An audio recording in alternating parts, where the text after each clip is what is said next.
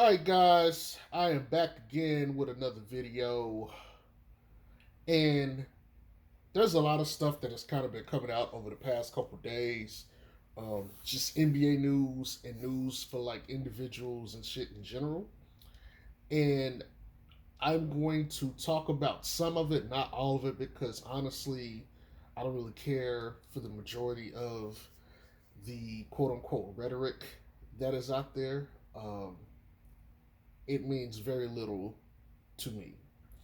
And honestly, and I don't want to kind of force my opinion on you guys, but it should mean very little to you guys as well, for a multitude of reasons. But I digress. But I'm going to go ahead and say up front that this is going to be a very Zach Lavine centric video. Um, a lot of the stuff I've been seeing is very much centered around him. And it's crazy to me how we went from, an off season with very little discussion about the man to now it's everything is just like, oh, will he sign? Will he not? And the interesting part about it to me is like, I think a lot of people are forgetting who this man's agent is. You know, it's not like he's ran or backed by a nobody. The man is signed with Clutch people, Rich Paul. And I think there's an air of concern that people have, but they're forgetting, like, oh, some of this could be Rich Paul's doing, you know. But let's actually dive into this real quick. So first of all, let's start with Zach Lavine.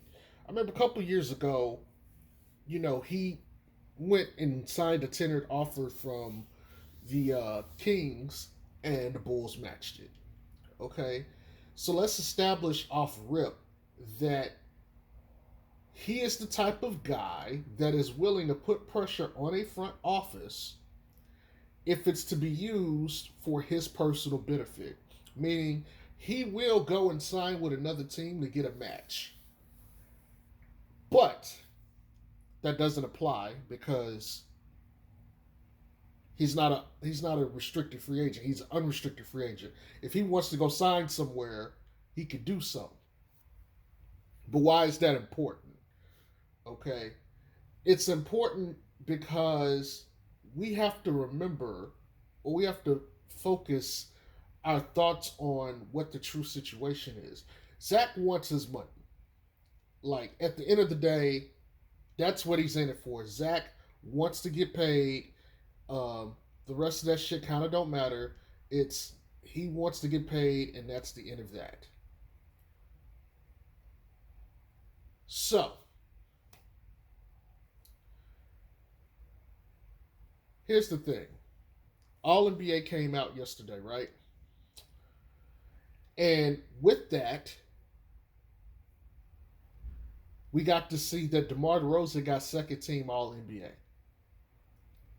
which was understandable. We kind of, I think, all assumed that he would at least get on one All NBA team. The real question was, had Zach done enough to warrant him to get on an All NBA team? And unfortunately, that was not the case. Zach Lavine did not make All NBA. Therefore, he lost a pretty good chunk of money.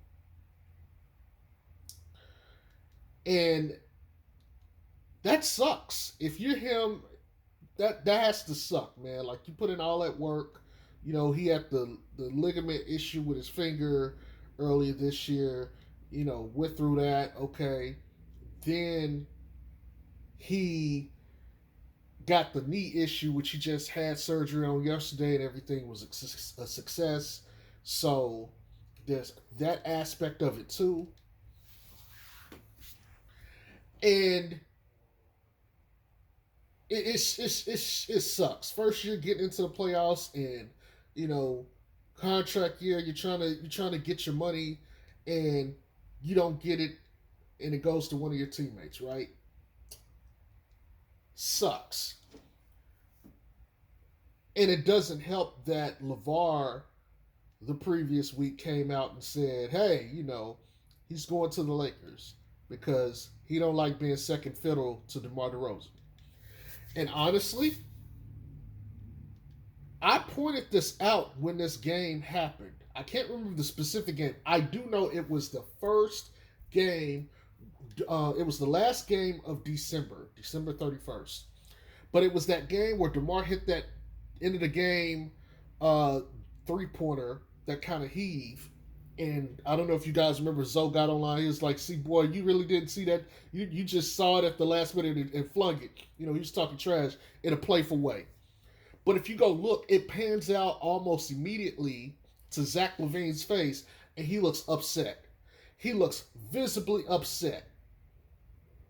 The rest of the team is celebrating, but he looks visibly upset. Like he's not happy. You could argue he was not happy about how that game went and that they should have won that game. But he's clearly, you can see it. He's not happy. But it does lead you to think, when you think about certain moments like that in the season, was he really upset that he got, like, DeMar made the shot and got all that love from the crowd? And it's like, damn, I've been here all this time and the crowd ain't never been that loud for me. That it kind of makes you think what LeVar said has some credence. It really does. And so I think in context that there's something there. Like I always say to you guys, when there's smoke, there's fire. Now, I'm also go back a couple more years, and I know I'm jumping back and forth between the years, but I kind of want to touch on different points. Zach Lavine has had surgery in that same knee that he's had surgery in. And all you see is some of these guys, not necessarily like Bobby Marks, I think, but some of the other guys that do like contract stuff. I guess that includes him too. They're talking about there's teams that might have trepidations about Zach Lavine because of his injury history. And that a team may not want to lock him into a long-term deal with max dollars knowing that he's injury prone. Let me just say, I think that's the most ridiculous nonsense I've ever heard. I think, first of all, and I know this is a huge point of contention online, okay? Zach Lavine, despite what you believe, is a max player. He's a max player on the scale. Okay? Now, if you don't think he's worth super max money or whatever, I don't really give a damn. I say that respectfully. I don't really give a damn what you think. The rules of the league is like so. If you're an all-star caliber player consistently and you put up good numbers, you will get paid. That's just the bottom line. If you put up the right, correct numbers and you're an all-star caliber player, you're going to get max dollars. Look at Trae Young. Look at Luka. Okay? Those guys, consistent all-stars, all-star starters in some cases, guys consistently put up the numbers, they got max dollars. Okay? Devin Booker is, I think, up for like a $200 and some odd $million contract now because he made All NBA. Okay? That's the way it goes, whether you like it or not. You might say, I wouldn't pay him. Well, that's you. But the way the league is going and the way the league is set up, you perform, you get your money. But a lot of people are like, oh, they shouldn't pay Zach Lavine that kind of money because he's not deserving of it. Okay, cool. Let's say you don't want to pay him.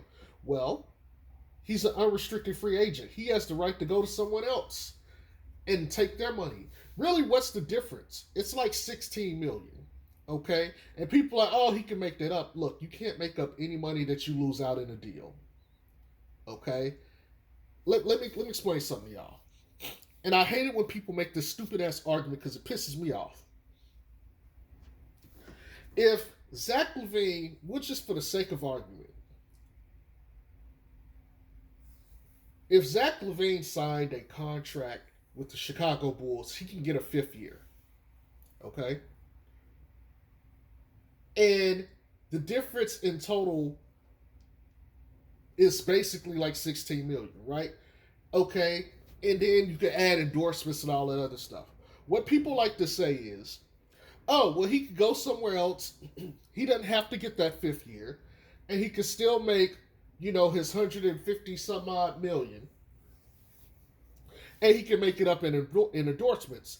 And my question to you is, what makes you think he's not getting endorsements already? Like, what makes you think he's not getting endorsements on the current team? You're assuming that, okay, he's going to get endorsement money that's going to be like the difference in 15 million. No, he could be with this, he could sign with this or be with the same company for an endorsement in 2 different locations and make the same amount. What do I mean? Okay, what if he signs a Nike deal that pays him 15 million? Okay, doesn't matter if he's in Chicago or in San Antonio. Guess what? He's getting 15 million. He's not making up the difference in shit. Okay, he's gonna get paid. Now, what you could argue is that if he's still under contract in those cities for that money, he'll still get paid for the advertisement for that stuff. And then he could go get a contract somewhere else and get that money.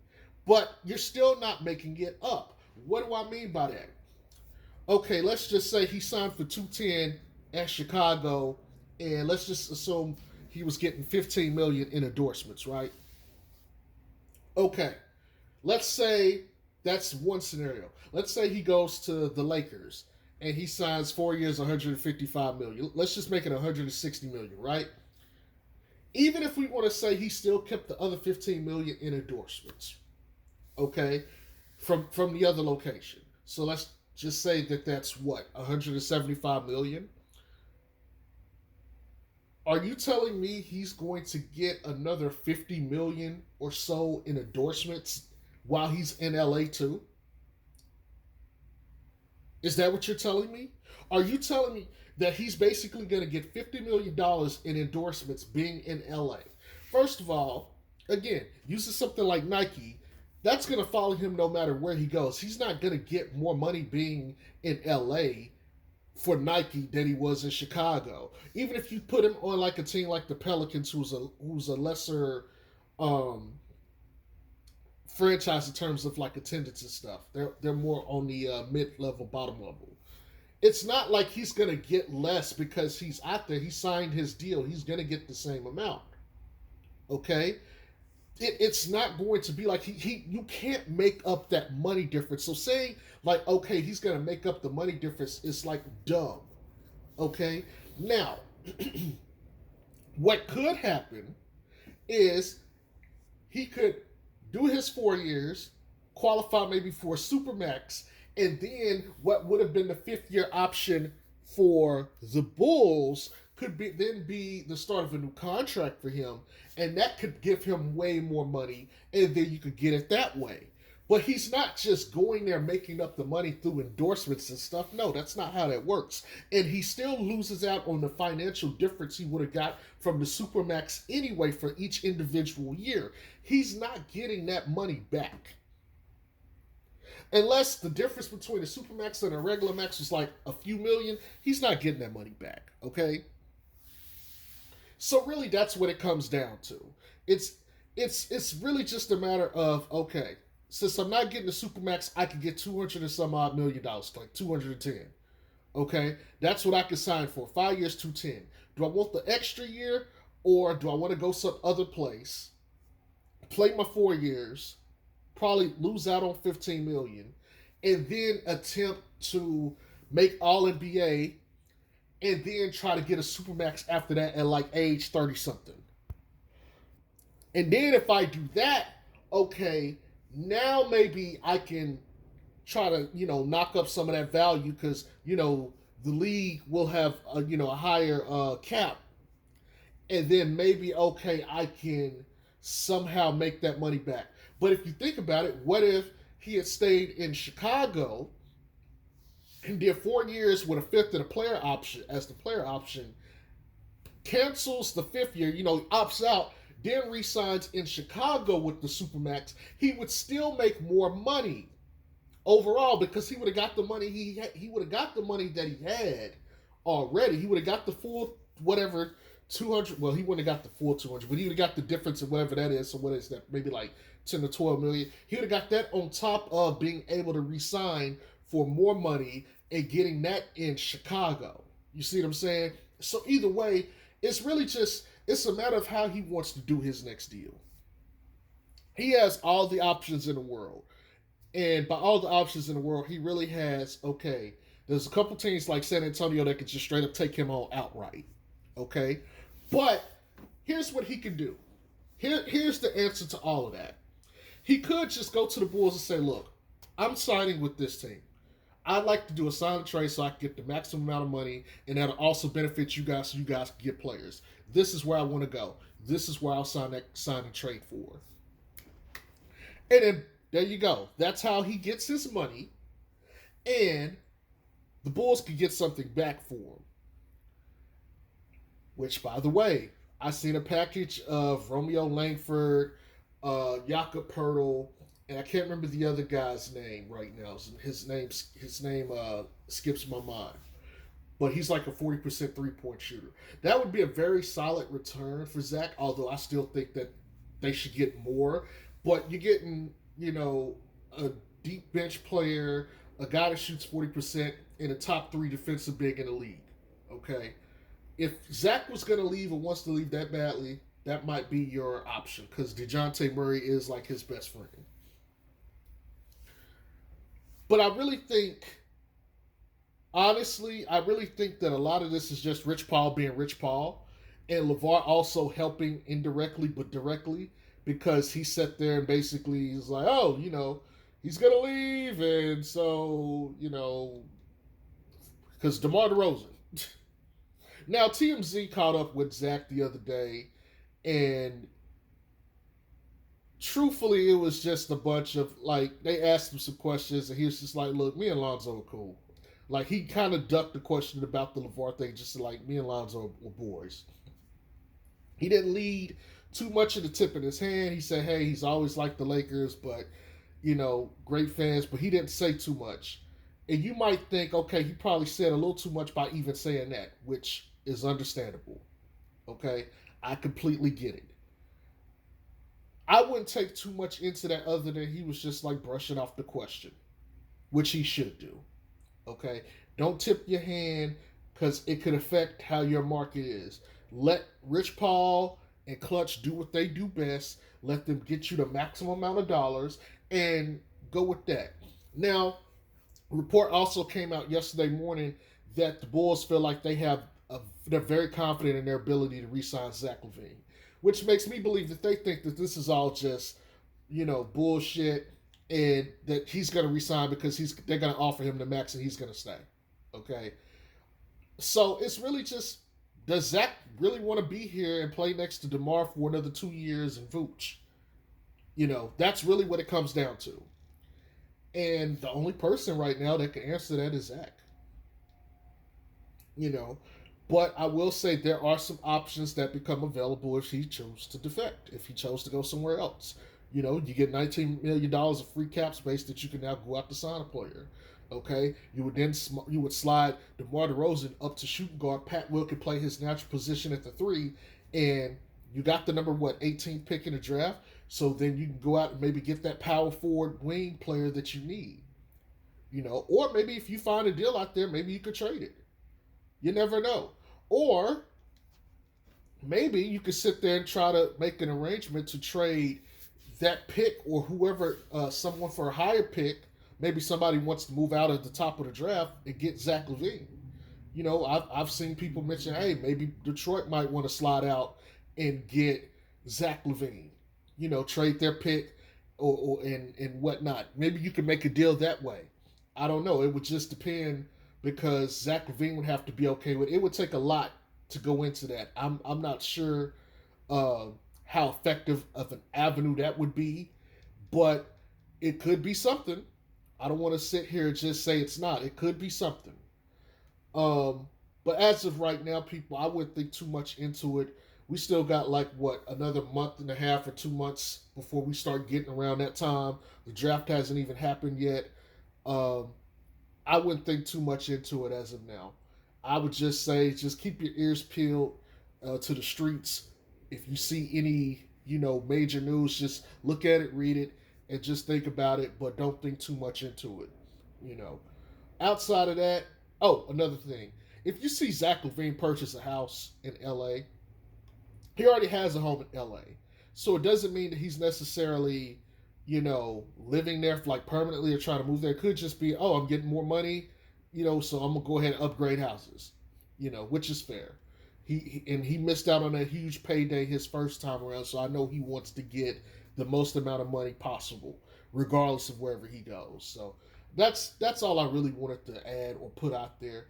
Um, I think people are gonna blow their lid over this, and they really shouldn't. I would just chill on it, like in all seriousness. But that's all I got. I hope y'all have a good day. Peace.